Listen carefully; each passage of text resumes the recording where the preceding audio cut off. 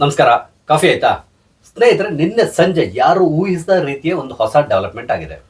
ಅದೇನು ಅಂತ ಹೇಳಿದ್ರೆ, ಮುಡಾ ಹಗರಣಕ್ಕೆ ಸಂಬಂಧಪಟ್ಟಂತೆ ಶ್ರೀಮತಿ ಪಾರ್ವತಿಯವರು ಅಂದ್ರೆ ಸಿದ್ದರಾಮಯ್ಯನವರ ಪತ್ನಿಯವರು ಮುಡಾ ಕಮಿಷನರ್ಗೆ ಒಂದು ಕಾಗದವನ್ನು ಬರೆದಿದ್ದಾರೆ. ಅಂದ್ರೆ ಒಂದು ಅಪ್ಲಿಕೇಶನ್ ಕೊಟ್ಟಿದ್ದಾರೆ. ಅದರ ಪ್ರಕಾರ ನೀವು ನನಗೆ ಕರುಣಿಸಿದಂತಹ ಈ 14 ಸೈಟ್ಗಳು ಅಂದ್ರೆ ಅವರ 3.16 ಎಕರೆ ಜಾಗವನ್ನ ಮುಡಾದವರು ಅಕ್ವೈರ್ ಮಾಡ್ಕೊಂಡಿದ್ರು. ಇದರ ಬದಲಾಗಿ ಪರಿಹಾರವಾಗಿ ನಂಗೆ ಕೊಟ್ಟಿರುವಂತಹ ಈ 14 ಸೈಟ್ಗಳ ಕ್ರಯ ಪತ್ರವನ್ನ ಕ್ಯಾನ್ಸಲ್ ಮಾಡಿ ಈ ಸೈಟ್ಗಳನ್ನು ನೀವು ವಾಪಸ್ ತಗೊಳ್ಳಿ ಅಂತೇಳಿ ಹೇಳಿ ಒಂದು ಪತ್ರವನ್ನ ಬರೆದಿದ್ದಾರೆ.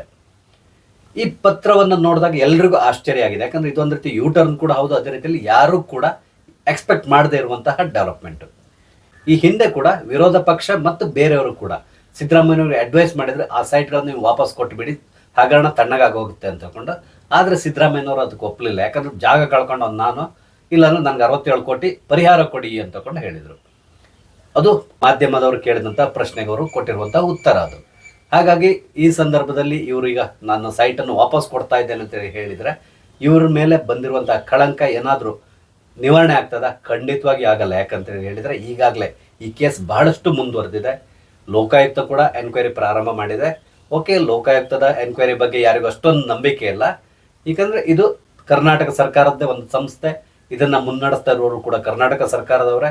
ಯಾವುದೇ ಕಾರಣಕ್ಕೆ ಕರ್ನಾಟಕ ಸರ್ಕಾರದಿಂದ ರಚಿತವಾಗಿರುವಂತಹ ಈ ಒಂದು ಲೋಕಾಯುಕ್ತ ಅದರ ಬಾಸ್ ಈಗ ಯಾರಿದ್ದಾರೆ ಅವರ ಅಗೇನ್ಸ್ಟ್ ಆಗಿ ಏನಾದರೂ ಡಾಕ್ಯುಮೆಂಟ್ಸ್ನ ರೈಸ್ ಮಾಡ್ತಾರೆ ಅಥವಾ ಅವ್ರ ವಿರುದ್ಧವಾಗಿ ಏನೋ ಒಂದು ಕೇಸ್ನ ಫೈಲ್ ಮಾಡ್ತಾರೆ ಅಂದರೆ ಅದು ಖಂಡಿತವಾಗಿ ಸಾಧ್ಯ ಇಲ್ಲ. ಓಕೆ, FIR ಎಲ್ಲ ಹಾಕಿದ್ದಾರೆ, ಅದಕ್ಕೆಲ್ಲ ನಾಮಕಾವಸ್ಥೆ ಹಾಕಿರ್ತಾರೆ. ಆದರೆ ಇದು ಯಾವುದೇ ರೀತಿಯ ಉತ್ತಮ ಫಲಿತಾಂಶವನ್ನು ಕೊಡೋದಿಲ್ಲ ಅಂತ ಹೇಳ್ಕೊಂಡು ಎಲ್ಲರೂ ಮಾತಾಡ್ಕೊತಾ ಇದ್ದಾರೆ. ಅದಕ್ಕಾಗಿ ಈಗಾಗಲೇ ಅದನ್ನು CBI ಇಂದನೇ ಎನ್ಕ್ವೈರಿ ಮಾಡಬೇಕು ಅಂತಕೊಂಡು ಈಗಾಗಲೇ ಹೈಕೋರ್ಟಿಗೆ ಅಪೀಲ್ ಮಾಡಿದ್ದಾರೆ.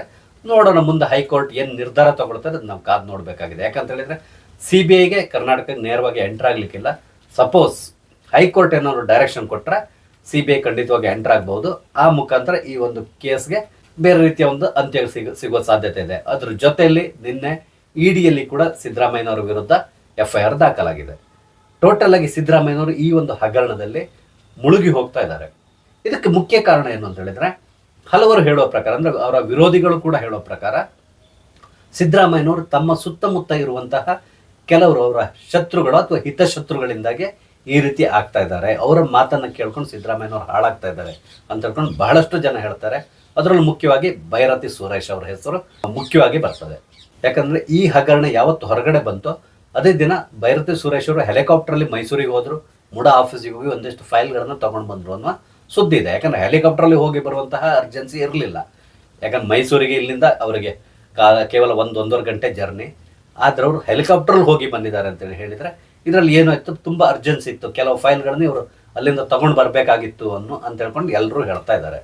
ಹಾಗಾಗಿ ಈ ಬೈರತಿ ಸುರೇಶ್ ಆ್ಯಂಡ್ ಟೀಮಿಂದಾಗಿ ಸಿದ್ದರಾಮಯ್ಯನವರು ಸಂಕಷ್ಟಕ್ಕೆ ಸಿಲುಕೊಂಡ್ರು ಅಂತೇಳಿ ಹೇಳ್ತಾರೆ. ಅದೂ ಅಲ್ಲದೆ ಸಿದ್ದರಾಮಯ್ಯನವರು ಉಡಾಫೆತನ ಕೂಡ ಇದಕ್ಕೆ ಮುಖ್ಯ ಕಾರಣ. ಸಿದ್ದರಾಮಯ್ಯನವರು ಏನೋ ಬಹಳಷ್ಟು ನಾನು ಐ ಆಮ್ ಮಿಸ್ಟರ್ ಕ್ಲೀನ್ ಅಂತಕೊಂಡು ಹೇಳ್ಕೊಂಡು ಬಂದಿದ್ರು. ಅದೇ ಪ್ರಕಾರ ಅವರು ಯಾವುದೇ ಹಗರಣದಲ್ಲಿ ಇಲ್ಲಿವರೆಗೆ ಸಿಕ್ಕಿ ಬಿದ್ದಿರಲಿಲ್ಲ. ಆದರೆ ಈಗ ಈ ಹಗರಣದಲ್ಲಿ ಏನಾಗಿದೆ ಅಂತ ಹೇಳಿದ್ರೆ ಪ್ರತಿಯೊಂದು ಸ್ಟೇಜ್ನಲ್ಲಿ ಅಂದರೆ ಈ ಮುಡಾಕ್ಕೆ ಸಂಬಂಧಪಟ್ಟಂತಹ ಸ್ಯಾಂಕ್ಷನ್ಸು ಪ್ರತಿಯೊಂದು ಕಡೆ ಕೂಡ ಯಾವಾಗ ಎಲ್ಲ ಈ ಫೈಲ್ಗಳು ಮೂವ್ ಆಗಿದೆಯೋ ಆ ಸಂದರ್ಭದಲ್ಲೆಲ್ಲ ಸಿದ್ದರಾಮಯ್ಯನವರು ಅಧಿಕಾರದಲ್ಲಿದ್ದರು ಅನ್ನೋದು ಕೂಡ ಪ್ರೂವ್ ಆಗಿದೆ. ಹಾಗಾಗಿ ಈ ಎಲ್ಲ ಹಗರಣ ಸಿದ್ದರಾಮಯ್ಯನವರ ಡೈರೆಕ್ಷನ್ನಂತೆ ನಡೆದಿದೆ ಅನ್ನೋದು ಎಲ್ರಿಗೂ ಗೊತ್ತಿರುವಂತಹದ್ದು. ಇದು ಕೋರ್ಟಲ್ಲಿ ಕೂಡ ಹೇಳಿದ್ದಾರೆ. ಮೇಲ್ನೋಟಕ್ಕೆ ಸಾಬೀತಾಗಿದೆ ಅಂತಕೊಂಡು ಕೋರ್ಟ್ ಹೇಳಿದೆ. ಅದೇ ರೀತಿಯಲ್ಲಿ ಇವರ ವಿರುದ್ಧ ಎನ್ಕ್ವೈರಿ ಮಾಡ್ಬೋದು ಅಂತೇಳಿ ಪ್ರಾಸಿಕ್ಯೂಷನ್ಗೆ ಪರ್ಮಿಷನ್ ಕೂಡ ಕೊಟ್ಟಿದೆ. ಹಾಗಾಗಿ ಸಿದ್ದರಾಮಯ್ಯನವರು ಟೋಟಲ್ ಆಗಿ ಈ ಒಂದು ಹಗರಣದಲ್ಲಿ ಸಿಕ್ಕಾಕೊಂಡು ಬಿಟ್ಟಿದ್ದಾರೆ. ಈಗ ಎಲ್ಲರೂ ಹೇಳ್ತಾ ಇರೋದು ಏನಂತ ಹೇಳಿದ್ರೆ, ಸಿದ್ದರಾಮಯ್ಯನವರ ಜೊತೆಯಲ್ಲಿರುವವರೇ ಹೊಂಡ ತೆಗೆದು ಸಿದ್ದರಾಮಯ್ಯನವರು ಆ ಹೊಂಡಕ್ಕೆ ತಳ್ಳಿಬಿಟ್ಟಿದ್ದಾರೆ.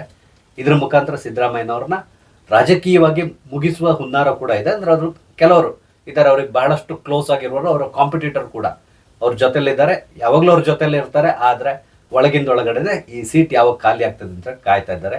ಅವರ ಮುಖ್ಯ ಪಾತ್ರ ಕೂಡ ಇದರಲ್ಲಿ ಇದೆ ಅಂತಕೊಂಡು ಎಲ್ಲರೂ ಮಾತಾಡ್ಕೊತಿದ್ದಾರೆ. ಅವ್ರು ಯಾರು ಅನ್ನೋದು ನಿಮ್ಗೆಲ್ರಿಗೂ ಚೆನ್ನಾಗಿ ಗೊತ್ತಿದೆ.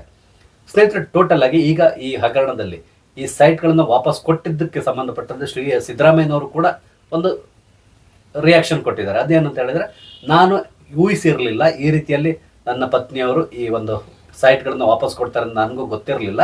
ಇದು ಅವರ ವೈಯಕ್ತಿಕ ನಿರ್ಧಾರ. ಯಾಕಂದ್ರೆ ರಾಜಕೀಯವಾಗಿ ಇಲ್ಲಿವರೆಗೆ ಯಾವುದೇ ರಾಜಕೀಯ ನಿರ್ಧಾರ ತಗೊಳ್ಳುವಾಗ ನನ್ನ ಪತ್ನಿ ಇಲ್ಲಿವರೆಗೆ ಎಂಟರ್ ಆಗಿರಲಿಲ್ಲ. ರಾಜಕೀಯದಿಂದ ತುಂಬ ದೂರವೇ ಉಳಿದು ಬಿಟ್ಟಿದ್ದಾರೆ ಅವರು. ಅವರಾಯ್ತು ಅವ್ರ ಮನೆ ಆಯಿತು ಈ ರೀತಿ ಇದ್ರು ಹೊರತು ರಾಜಕೀಯವಾಗಿ ಯಾವುದರಲ್ಲೂ ಇನ್ವಾಲ್ವ್ ಆಗ್ತಾ ಇರಲಿಲ್ಲ. ಹಾಗಾಗಿ ನನ್ನ ಖ್ಯಾತಿಗೆ ಚ್ಯುತಿ ಬರ್ತದೆ ಅಂತ ಹೇಳ್ಕೊಂಡು ಈ ನಿರ್ಧಾರವನ್ನು ತಗೊಂಡಿದ್ದಾರೆ. ಅವರ ಈ ನಿರ್ಧಾರವನ್ನು ನಾನು ಗೌರವಿಸ್ತೇನೆ ಅಂತೇಳಿ ಹೇಳ್ತಾ ಇದ್ದಾರೆ. ಆದರೆ ಎಲ್ರಿಗೂ ಗೊತ್ತಿರುವಂಥದ್ದು ಏನು ಅಂದರೆ, ಇದು ಸಿದ್ದರಾಮಯ್ಯನವರ ನಿರ್ದೇಶನದಂತೆ ನಡೆದಿರ್ತದೆ. ಅವರ ನಿರ್ದೇಶನದಂತೆ ಕೊನೆಯ ಪ್ರಯತ್ನವಾಗಿ ಈ ಸಮಸ್ಯೆಯಿಂದ ಹೊರಗಡೆ ಬರಬೇಕು ಅಂತ ಹೇಳಿಕೊಂಡು ಸಿದ್ದರಾಮಯ್ಯನವರು ಈ ಒಂದು ದಾಳವನ್ನು ನಡೆಸಿದ್ದಾರೆ ಅಂತಕೊಂಡು ಎಲ್ಲರೂ ಹೇಳ್ತಾರೆ. ಬಟ್ ಇದರಿಂದಾಗಿ ಯಾವುದೇ ರೀತಿ ಯೂಸ್ ಇಲ್ಲ ಅಂತ ಹೇಳ್ಕೊಂಡು ಕೂಡ ರಾಜಕೀಯ ಪಂಡಿತರು ಮಾತಾಡ್ತಾ ಇದ್ದಾರೆ. ಯಾಕಂದ್ರೆ ಕೋರ್ಟಲ್ಲಿ ಈ ಕೇಸ್ ಇರೋದ್ರಿಂದ ಸದ್ಯಕ್ಕಂತೂ ಸಾಧ್ಯ ಇಲ್ಲ. ಯಾಕಂದ್ರೆ ಅವರ ವಿರೋಧಿಗಳಂತೂ ಖಂಡಿತವಾಗಿ ಈ ಒಂದು ಚಾನ್ಸ್ನ ಬಿಟ್ಕೊಡಲ್ಲ. ಈಗ ಸಿದ್ದರಾಮಯ್ಯ ಇಂಡೈರೆಕ್ಟ್ ಆಗಿ ಇದರಲ್ಲಿ ಹಗರಣ ಆಗಿದೆ, ನಾನು ಇದರಲ್ಲಿ ಇನ್ವಾಲ್ವ್ ಆಗಿದ್ದೇನೆ ಅಂತ ಹೇಳ್ಕೊಂಡು ಅವರೇ ಒಪ್ಕೊಂಡ ರೀತಿಯಲ್ಲಿ ಆಗಿಬಿಟ್ಟಿದೆ. ಟೋಟಲ್ ಆಗಿ ಪ್ರತಿದಿನ ಒಂದೊಂದೇ ರೀತಿಯ ಟ್ವಿಸ್ಟನ್ನು ತಗೊಳ್ತಿರುವಂಥ ಈ ಕೇಸು ನೋಡೋಣ ಇವತ್ತು ಇನ್ಯಾವ ರೀತಿಯ ಟ್ವಿಸ್ಟ್ ತಗೊಳ್ತಾರೆ ನಾವು ಕಾದು ನೋಡಬೇಕಾಗಿದೆ. ಸ್ನೇಹಿತರೆ, ನಿಮಗೆ ನನ್ನ ಮಾಹಿತಿ ಇಷ್ಟ ಆದರೆ ದಯವಿಟ್ಟು ಬೇರೆಯವರು ಶೇರ್ ಮಾಡಿ, ಅದೇ ರೀತಿ ಲೈಕ್ ಮಾಡಿ, ನನ್ನ ಚಾನಲ್ ಸಬ್ಸ್ಕ್ರೈಬ್ ಮಾಡಿ. Thank you. ಜೈ ಹಿಂದ್.